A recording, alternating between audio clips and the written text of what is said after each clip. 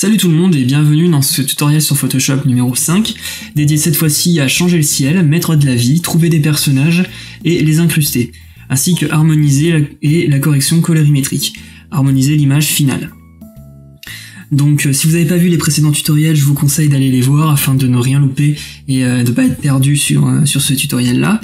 Et donc on va démarrer tout de suite par quelques points pratiques, à savoir trouver des ciels et trouver des personnages. Donc pour trouver des personnages, c'est le gros débat parmi les graphistes et les archis, comment trouver des personnages comme il faut, des personnages bien définis, détourés, tout ça machin.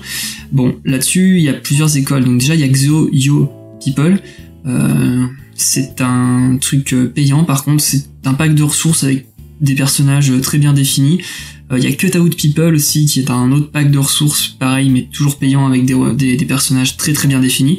Mais si vous voulez du gratuit, je vous conseille ce petit site là qui s'appelle scalgubbar.se, et en fait c'est des étudiants qui partagent leur banque d'images de personnages détourés, et c'est des personnages ultra bien définis, ils sont vraiment nickel, ils ont des poses un peu sympathiques, c'est jamais gnangnan, c'est assez sympa, vous pouvez trouver vraiment des trucs cool sur ce site. Bon, il n'y a pas énormément de personnages, mais il y en a de plus en plus.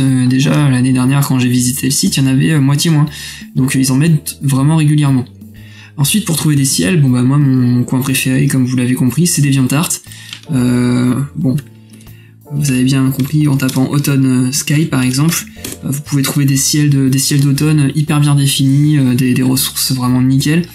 Donc il y a vraiment de quoi vous amuser sur ce petit site internet qui est vraiment bien sympathique. Donc vous pouvez trouver voilà des ciels hyper bien définis. Et donc le ciel qu'on va utiliser aujourd'hui provient de là. Donc déjà on va commencer par changer le ciel, donc ça c'est la première partie. Donc pour ça on va utiliser un ciel qui est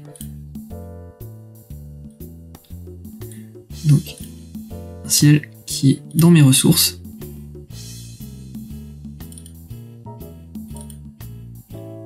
Ciel d'automne, celui-ci. Donc hop, voilà, et on va le positionner tout à la fin derrière tout. Évidemment le cal qui doit être tout à la fin derrière tout, donc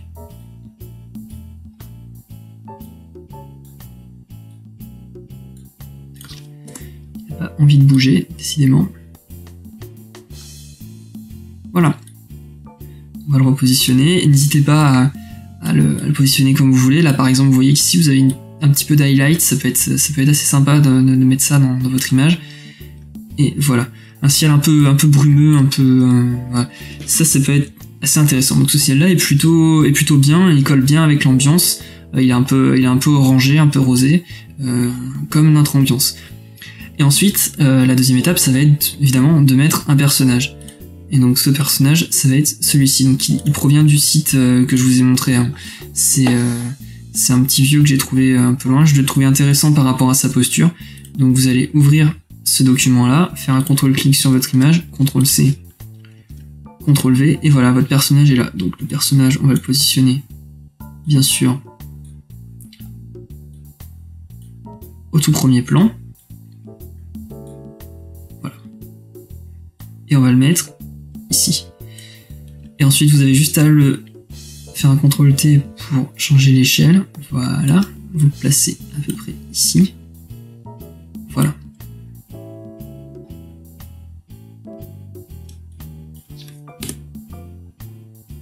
Là c'est plutôt pas mal. Il est plutôt bien en termes d'échelle. Voilà, sa posture est assez correcte. Bon, maintenant vous avez remarqué que il s'intègre pas du tout au sol, hein, puisqu'on a un sol qui va être plutôt tendance très enherbé, dans lequel l'homme va plutôt s'enfoncer, mais là il est complètement posé sur le sol, sur l'image. Donc avant de travailler sur le sol, on va travailler sur sa colorimétrie. Donc on remarque que déjà il est ultra saturé, donc essayez de le désaturer complètement. Enfin, pas non plus du noir et blanc, mais essayez de bien le désaturer pour qu'il s'intègre un peu mieux sur le fond. Voilà. Déjà, ici, c'est nettement mieux. Vous pouvez travailler sur la teinte globale. Voilà. Quelque chose qui tend plus ici vers les rouges. Ok, vous pouvez même en faire un duplicata et faire exactement le même travail qu'avec le dolmen. C'est-à-dire recoloriser le personnage. Voilà. Avec un fondu de teinte. Afin qu'il s'intègre vachement mieux. Donc voilà votre fondu de teinte par contre, vous allez lui mettre plutôt du 50%. Voilà, il s'intègre plutôt bien dans le paysage. Il faut fusionner vos deux calques. Voilà. Et donc ensuite, ce que vous allez faire, c'est que vous allez créer un calque par-dessus et vous allez utiliser donc un brush afin de recouvrir ses pieds. Donc pour ça, vous allez utiliser un brush qui est déjà présent sur Photoshop. Si vous avez la version CS6 et supérieure, c'est un brush d'herbe, c'est celui-ci. Donc voilà, vous allez... avec le tampon de duplication. Hop. Je vais plutôt utiliser mon autre brush d'herbe que j'aime bien. Voilà, allez-y mollo, tamponnez tout doucement afin que voilà, votre personnage soit bien enfoncé dans l'herbe, mais pas trop non plus. Voilà, donc là, déjà vous avez quelque chose de plutôt pas mal. Ensuite, on va travailler sur l'ombre. Donc pour l'ombre du personnage, on va faire exactement comme avec l'ombre du dolmen, c'est-à-dire qu'on va dupliquer le calque du personnage, le décaler ici, faire un petit CTRL-T, une symétrie d'axe horizontal, comme ceci, et on va maintenir CTRL afin de pouvoir bouger les points de transformation de l'image, voilà, et on va la positionner comme ceci. Voilà. Voilà. Donc, on se rappelle à peu près, ça c'est pas mal.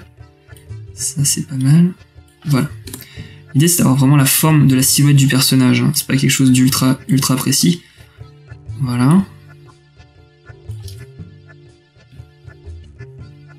Étant donné qu'on a un ciel couvert, les ombres vont pas être nettes du tout. Et ensuite, vous sélectionnez comme ceci, vous créez un nouveau calque. Vous appuyez sur D pour réinitialiser votre palette de couleurs, ça on se rappelle bien. Vous prenez votre pot de peinture et vous faites comme ceci, un élément tout noir. Voilà. Ensuite, cet élément noir, donc vous pouvez supprimer la silhouette de base. Cet élément noir, vous lui mettez un flou, donc filtre, flou gaussien, un gros flou, donc voilà, 20, là je suis à 20%, c'est très bien.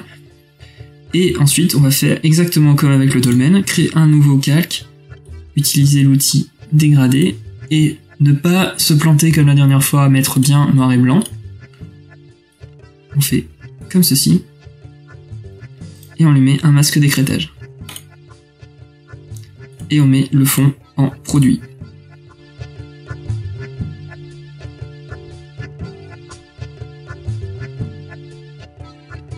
Donc votre personnage est correctement intégré, il a son ombre, il est correctement positionné. Donc, une fois que vous avez terminé complètement votre image, c'est-à-dire que tout est intégré, que tout est à peu près homogène, que tout correspond comme il faut à ce que vous vouliez, là ce que vous allez faire c'est que un truc que je vous conseille c'est de créer une nouvelle sauvegarde que vous allez appeler correction colorimétrique. Voilà. Créer un nouveau fichier PSD qui va être votre correction colorimétrique. Et ensuite ce que vous allez faire c'est que vous allez aplanir votre image. Donc pour ça, vous allez dans Calque, aplatir l'image, suppression des calques masqués, ok. Bim, là vous avez votre image qui est aplatie. Et à partir de là, vous allez pouvoir retravailler sur votre document en termes de correction colorimétrique. Donc on va commencer par un petit coup de teinte saturation. Moi je vais travailler avec des calques de réglage afin que ce soit plus éditable et que ce soit plus interactif pour vous. Donc, mais par contre, vous pouvez toujours travailler aussi avec image, réglage, voilà, comme ceci, mais ça sera définitif. Hein. Donc on va baisser complètement la saturation. Ceci. De toujours penser à bien désaturer ces images, sinon ça risque d'être dégueulasse à l'impression. Voilà. Ensuite, calque. Hop. Cette saturation, on va lui mettre un petit coup de niveau. Afin quand même de conserver un petit peu de contraste. Même si le niveau est déjà pas mal, hein, allez-y vraiment mollo. Vous avez des images qui déjà de base sont assez criardes en termes de couleurs. Voilà.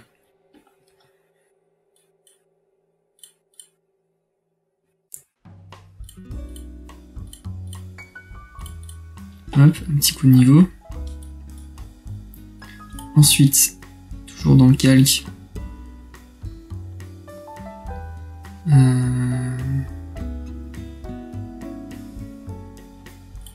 Là, vous allez mettre un filtre photo. Donc ici, on va avoir plutôt tendance, plutôt qu'un filtre photo réchauffant, qui va avoir tendance à encore augmenter les oranges, encore augmenter les jaunes. Moi, j'ai plutôt tendance à mettre un filtre sépia. Donc un filtre sépia qui va être un filtre marron avec une, voilà, ici comme ceci, avec un gros pourcentage, et diminuer légèrement l'opacité, ce qui va permettre en fait de travailler sur des tons plutôt marron, plutôt orangés, sans vraiment cramer votre image en termes de couleur. Bon, après c'est à l'appréciation, c'est vous qui voyez, mais moi j'ai plutôt tendance à travailler comme ça. Voilà.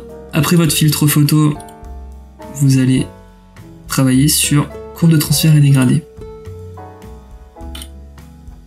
Et donc là, pour la courbe de transfert et dégradé, on va utiliser celui-ci. Donc ce dégradé-là, violet, vert, orange, qui vous permet de travailler sur des teintes entre le violet et l'orange. Et donc vous supprimez le vert. Et là. Ok. Vous mettez en produit à 15%. Et voilà, vous avez une image qui est beaucoup plus lumineuse, qui est beaucoup plus intéressante. Et ensuite, on va terminer par une dernière petite chose que vous pouvez faire, c'est un filtre, un calque de remplissage, dégradé. Hop. Donc là, on va utiliser un dégradé noir, transparent. Donc vous utilisez celui-ci, sauf que ici vous mettez bien un noir. Ok. Vous mettez en dégradé radial. Non, pas en dégradé radial. Avec inversion. Et vous augmentez jusqu'à votre contenance. Donc moi je vais mettre à peu près 230. Admettons. Voilà.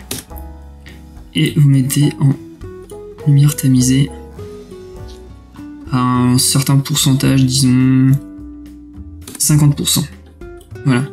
Et donc ça vous permet de travailler sur vraiment de faire une focalisation de votre scène sur un point central. Et donc voilà, vous avez votre image finale. Donc ce tutoriel a été légèrement plus court que les autres.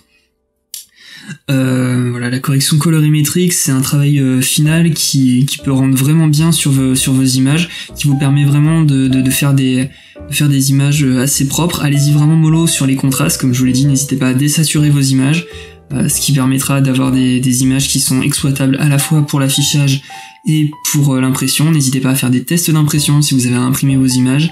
N'hésitez pas à faire des tests d'affichage si vous avez à afficher vos images. Hein. Faites-le sur plusieurs écrans, il n'y a pas de souci à ça. N'hésitez pas à reprendre vos images. Là par exemple, je pourrais reprendre l'image pour retravailler l'arête de la colline, qui est un peu trop floue, qui devrait être normalement plus nette, étant donné que c'est une arête de colline. Travailler sur l'arête également de cette colline-là pour intégrer un peu mieux les arbres. Donc voilà, c'est vraiment, prenez votre temps pour un bon photomontage. C'est parce qu'une belle image, c'est quelque chose qui vous permettra de faire passer votre information le mieux possible. Là, moi, je vous montre ça pour un tutoriel et j'espère que vous pourrez remobiliser ces outils que je vous ai présentés en tutoriel pour de futurs photomontages que vous ferez pour vos rendus. Donc si cette série de tutoriels vous a plu et si ce tutoriel en particulier vous a plu, n'hésitez pas à laisser un pouce bleu, à partager et à commenter. Vous pouvez également vous abonner à la chaîne pour ne rien rater des autres tutoriels et des autres vidéos. Vous pouvez aussi me rejoindre sur Facebook et me contacter par mail à l'adresse qui s'affichera. Je répondrai systématiquement et je vous dis à la prochaine. Salut!